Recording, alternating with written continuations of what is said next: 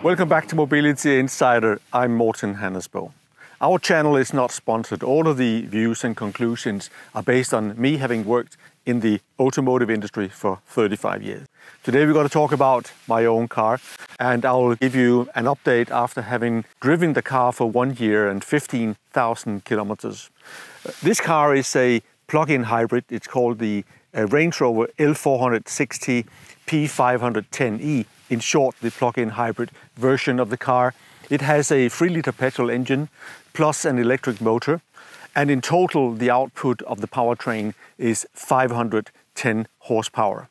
And that is transmitted to the road with an 8-speed gearbox. And all in all, that is a very powerful package. The acceleration from 0 to 100 is about 5.5 seconds, and the top speed is 242 kilometers per hour. And after 1 year making a status is quite pleasing, because the car really feels like a new car still. And I think the design is the best design, at least when you compare to the big SUVs out there, and it still looks so fresh. And I really think Land Rover, they nailed it when they designed the new Range Rover L460. The Range Rovers have always been very special, all the way from the beginning in 1970 when they first came out, through the generations up to the new 2022 Range Rover L460. There's something very special about a Range Rover, and particularly when you sit in the car, you have this smell of leather, this special Range Rover scent from the leather that they have used. It is a special feeling when you drive it. It is luxury at the next level. So now looking back, I ordered the Range Rover in April of 2022 and took delivery of it 1 year later. The reason why I decided to buy the plug-in hybrid of the Range Rover version was that it came with a large battery, and it's the only one that has a everyday usable electric range of 100 kilometers or more. Normally I would probably be in the market for an Audi or maybe a Bentley Bentayga or something like that, but even today they don't have the same long electric range in their plug-in hybrid versions. So this is the reason I think many will consider buying the Range Rover plug-in hybrid. Now, Range Rovers do have a reputation for not being totally reliable. And this may be hearsay or someone heard, and I think many owners are very happy with their Range Rovers.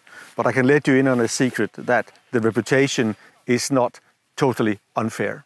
Now, I've had a number of big SUVs over the last few years, ranging from Porsche Cayennes to Volkswagen Touaregs and Audi Q7 and Q8. And I can say in general that problems do occur, maybe less for Audis and Volkswagens and maybe a few more for the Porsches, but even they are not at the level of the Range Rover. Let me take you through some of the issues I have had over these first 15,000 kilometers. So the first issue happened on the same day when I picked up the brand new car, because the navigation software was not properly installed from the factory. The dealer could get an activation key from Tata Communications. Using that key, using a dongle, they could download the software, and after 90 minutes I could drive away with the car and the navigation system was working. But there was still a small problem with the activation of my personal Land Rover account that connects my smartphone with the car. And it wasn't until 29 days later that my account was activated so I could log into my car. So another small issue, but nevertheless. Now the third issue was on day 31 at 2,900 kilometers. All of a sudden the left front headlamp stopped working. I called the dealer and he said, oh, that is something we need to change, so you need to bring in the car and you'll get a new headlamp. The day after he called again and said, no, it is just a software issue. You have to bring the car and we will update the software and the headlamp will work again. So they did that work and they fixed it, and it's now been working ever since. Now, a couple of days later, at 3,100 kilometers, the car had a suspension fault. I was driving on the highway and the air suspension stopped working. The car dropped a few centimeters. So the car gave a message and it said, stop the car safely and switch off. Suspension fault detected. So I got off the highway, turned off the engine, locked the car, unlocked it and drove off. And that problem has never occurred since. So next was at 3,500 kilometers, the internet connection in the car stopped working. And that happened another 2 times following that. And what I had to do was to disconnect, change my password, re-enter my credentials, and then it would again accept the connection and give me internet connection, which is important, among other things, for downloads and of course for up-to-date traffic messages. So now between 3,500 kilometers and 15,000 kilometers, absolutely perfect. Nothing else happened. The car has behaved really well over that period of time. Then at 15,200 kilometers, on the exact day of the first birthday of the car, the internet connection again was interrupted. And apparently what the dealer has to do is to override manually through a message to Tata Communications that the car will have to be extended. So they did that. I had a few days without internet connections and now everything is fine again, but it was a little bit annoying.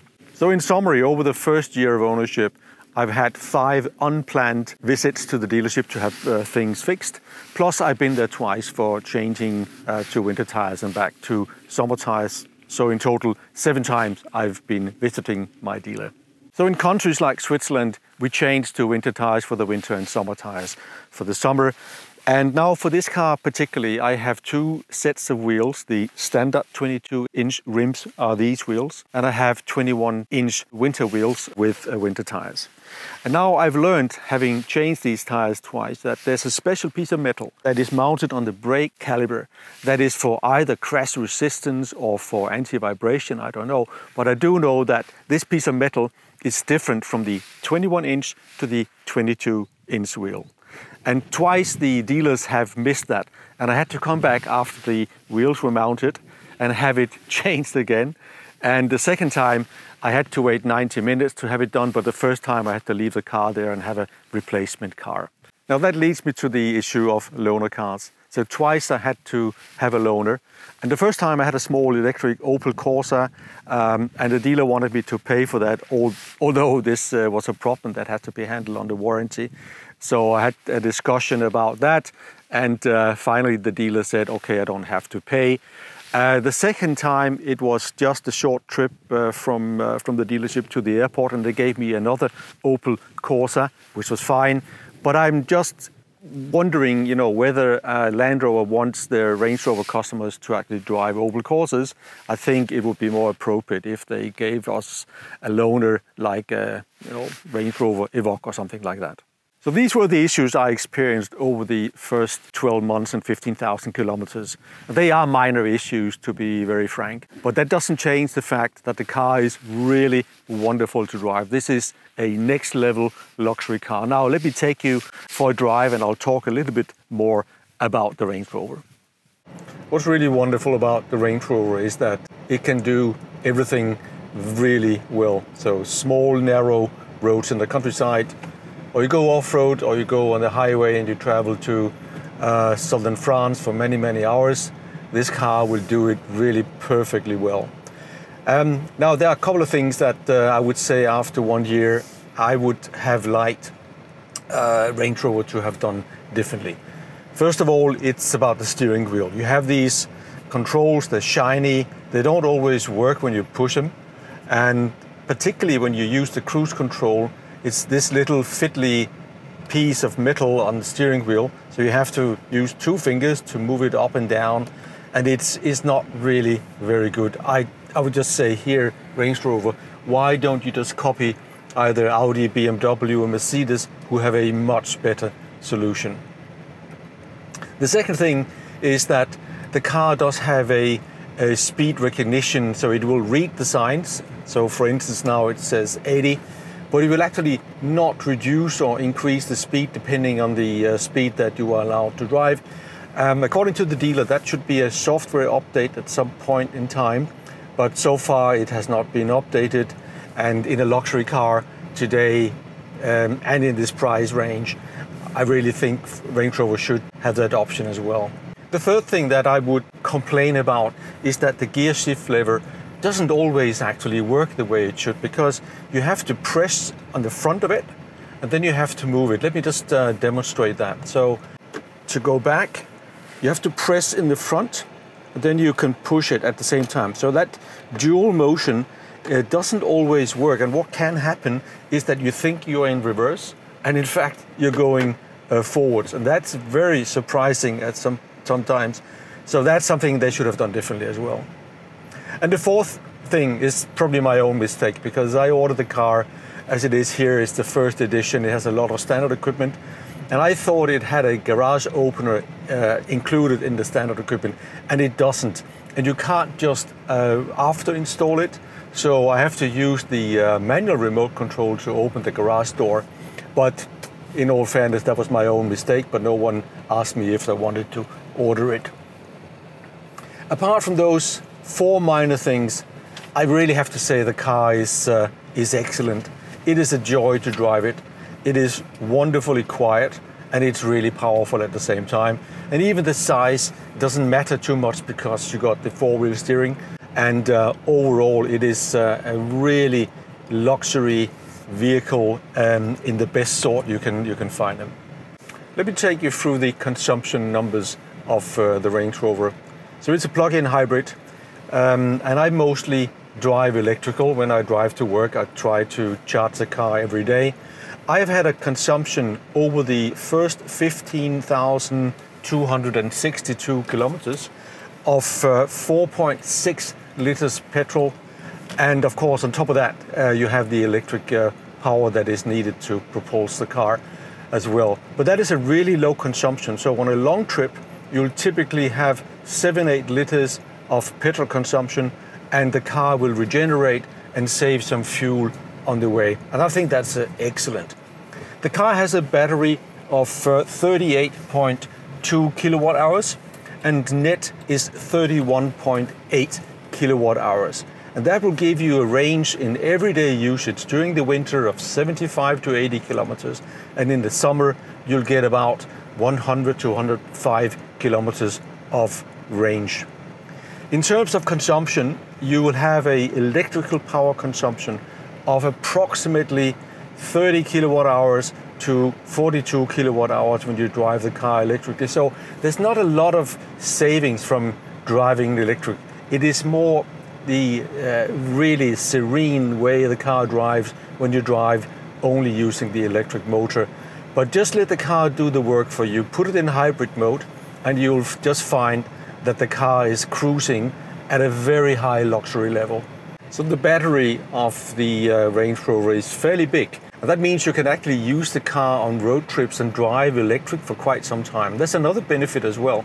That is, if you are in the city and you can't find a parking spot for your car, very often there would be parkings for electric vehicle for charging, and you can charge this car and just leave it as an electric car, which it is.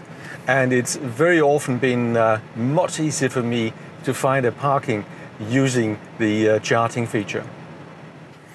So that brings me to the conclusion on the Range Rover. 1 year, 15,000 kilometers. What can I say about it? Well, first of all, the car is a luxury car. It is really soft when you drive it. It rolls in the bends, but it never loses composure. But the car is definitely not a sporty car. Even in the hardest setting in the suspension, it is still very, very soft. So if you're into sports cars or sporty SUVs, this is not the car for you. But if you're into luxury cars and you want to have a drive that is really comfortable, really quiet, and you like the image of the Range Rovers, then I think the car is something you should consider. You should also consider that the car is fairly expensive and the running cost will be fairly high as well. And also on the negative side, the car is very big when you drive in town. Just the length and the width and how tall it is just makes the car look really big. And finally, you are very likely to have some technical issues with your Range Rover over time, but I wouldn't let that stop you from buying one. So when you choose your Range Rover, you can choose from different powertrains. You can have the lead-in, the diesel, 3-liter diesel 6-cylinder, or the 3-liter petrol 6-cylinder as well. You can combine that petrol engine as a plug-in hybrid, as we have here with the electric motor. And you can also have a 4.4-liter V8 petrol, which is a very powerful car, obviously very luxurious. And next year there will also be a fully electric Range Rover out, which I haven't tried. I don't know of the specs yet, but I'm sure that it's going to be quite interesting as well. I would very much recommend that you test drive the plug-in hybrid because it gives you the best of both worlds. You can drive electric through town or just as quiet as you want, or you can use the full power combination of the electric motor and the petrol engine, and that gives you 510 horsepower in this variation, and that is a very powerful combination. Thank you for watching Mobility Insider. If you know someone who might benefit from seeing the video, please share it with that person. If you like the video, give us a thumbs up, and don't forget to subscribe to the channel. And should you have questions, do put them in the section below, and I'll do my very best to answer your questions.